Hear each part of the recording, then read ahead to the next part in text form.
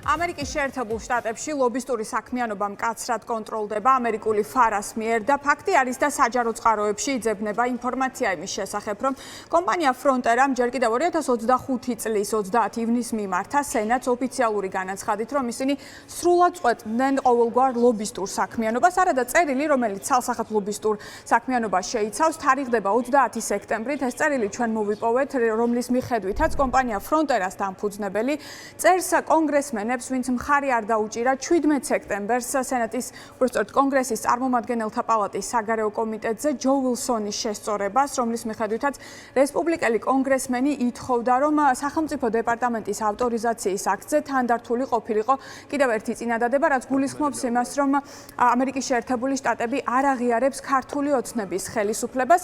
საბოლოოდ ეს შესწორება და ეს ინიციატივა კომიტეტზე გავიდა უმრავლესობის მხარდაჭერით, დემოკრატების სრულმა უმრავლესობამ დაუჭირა მხარი ამ ინიციატივას და რესპუბლიკელების დიდმა ნაწილმა, თუმცა მათ ვინც ამ შესწორებას მხარი არ დაუჭირა, უკვე სტივ ნიკანდროსი, რომელიც არის Fronterას დამფუძნებელი, ემადლიერება მათ და მოითხოვს მათგან, რომ საბოლოოდ ამოღებულ იქნას ეს ჩანაწერი სახელმწიფო დეპარტამენტის ავტორიზაციის აქტიდან.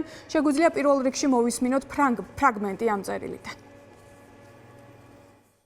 თქვენი დაფიქსირებული ხმა კონგრესმენ უილსონის შესწორების წინააღმდეგ, რომელიც მიღებულ იქნა წარმომადგენელთა პალატის საგარეო საქმეთა კომიტეტის მიერ სახელმწიფო დეპარტამენტის ავტორიზაციის აქტის განხილვის დროს, ნათელ გზავნილს აგზავნის ამერიკას საქართველოს ისტორიულად მჭიდრო ურთიერთობების მხარდასაჭერად.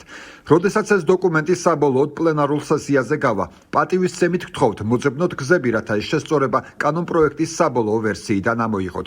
არასდროს ყოფილ ვარ უფრო ოპტიმისტურად განწყობილი საქართველოს მომავლის მიმართ მისი ამჟამინდელი ხელმძღვანელობის პირობებში. ამ შესწორების ძალაში დატოვება არა მხოლოდ ეწინააღმდეგება ამ საერთო მიზნებს, არამედ მავნე შედეგებსაც მოიტანს, იმის გათვალისწინებით, რომ ის ფაქტობრივად დეზინფორმაციას ეფუძნება. კიდევ ერთხელ გიხდით მადლობას უილსონის შესწორების წინააღმდეგ თქვენი მნიშვნელოვანი როლისთვის. ამ წერილში სტივ ნიკანდროსი, Fronterას დამფუძნებელი, უხსნის კონგრესმენებს, როგორი კარგი არის ქართული ოცნების ხელისუფლება და რამდენად მჭიდრო არის ახლა საქართველოს და ამერიკის შეერთებული შტატების ურთიერთობები. ძალიან ბევრ კითხვის ნიშანს აჩენს თავად ეს წერილი, ვინაიდან კომპანია Fronterას ქართული ოცნების ხელისუფლებასთან საარბიტრაჟო დავა აქვს წაგებული. ძალიან ხშირად აკრიტიკებდა კომპანია, საერთაშორისო კომპანია, ტეხასური კომპანია ქართული ოცნების ხელისუფლებას და საარბიტრაჟო დავის შედეგად 15 მილიონი აქვს გადასახდელი ამ კომპანიას, რომელიც ამ დრომდე არ გადაუხდია და ჩნდება კითხვა რეალურად ახლა რა ფარული გარიგება არის ივანიშვილის მთავრობას, ივანიშვილის გუნდსა და კომპანია Fronterას შორის, ვინაიდან ფაქტი არის ის, რომ წლების განმავლობაში ქართული ოცნების მთავრობა და კომპანია Fronterას ხელმძღვანელობა იყვნენ ძალიან დაპირისპირებული ერთმანეთთან და ახლა ეს დაპირისპირება თანამშრომლობამ შეცვალა, რის ხარჯზე შეიცვალა ეს ყველაფერი. არსებობს კითხვები, რომელზეც ჯერჯერობით ჩვენ ქართული ოცნებისგან პასუხი არ გვაქვს. რაც შეეხება ანალიტიკოსებს, მათ ვინც ძალიან კარგად იციან, როგორ ფუნქციონირებს ამერიკის შეერთებულ შტატებში სხვადასხვა სახელმწიფო ინსტიტუტი, როგორ მუშაობს ლობისტური აქტივობები, გვეუბნებიან, რომ რეალურად ამით კიდევ ერთხელ ჩანს ის, რომ ქართული ოცნების დიპლომატიური სამსახური ვერაფერს აკეთებს და ქართულ ოცნებას ჭირდება მსგავსი არაფორმალური ლობისტური დახმარება იმისთვის, რომ მაგალითად ტრამპის ადმინისტრაციასთან გარკვეული ურთიერთობები დაალაგონ და საკითხავია ისიც რეალურად დაინტერესდებიან თუ არა ამერიკის შეერთებული შტატების საგამოძიებო უწყებები ამ ფარული სავარაუდო ფარული ლობისტური საქმიანობით, ვინაიდან როგორც გითხარით, კომპანია Fronterამ ჯერ კიდევ რამდენიმე თვის წინ, 9 წლის წინ შეწყვიტა ლობისტური საქმიანობა და ფაქტია, რომ ეს ფარული ლობისტური საქმიანობას მაინც ახორციელებს ტეხასური კომპანია. შესაძლოა ამ საკითხით დაინტერესდეს უკვე ამერიკის შეერთებული შტატები. ეს უკვე ამერიკული კანონმდებლობის, ასე ვთქვათ, ქვემდებარე საკითხი არის, მათ უნდა კონკრეტულმა უწყებებმა მათ უნდა დაადგინონ ზუსტად რა ქმედებებს ჰქონდა ადგილი. ისეთი რადიკალური ცვლილება, ხო, მაშინ როდესაც ისინი საუბრობდნენ პოლიტიკურად მოტივირებულ გადაწყვეტილებებზე და ახლა უკვე ლობირებენ ქართული ოცნების სასარგებლოდ, ეს რა თქმა უნდა ვაფიქრებინებს, რომ შესაძლებელია რაღაცაში იყოს საქმე და შესაძლებელია დახურულ კარს მიღმა კონკრეტული შეთანხმებები იქნა მიღწეული. ქართული ოცნება უკვე იყენებს დიდი კომპანიების წარმომადგენლებს, იქნება ეს ქართული კომპანიები თუ უცხოური კომპანიები, რომლებიც უკვე ლობირებენ მათ სასარგებლოდ, ხომ? იმიტომ რომ ეს დიპლომატიური სამსახური ფაქტიურად ვერაფერს ვერ შვება. ხო, ლობიზმი თავის ამერიკული პოლიტიკისთვის დამახასიათებელი ფენომენი არის.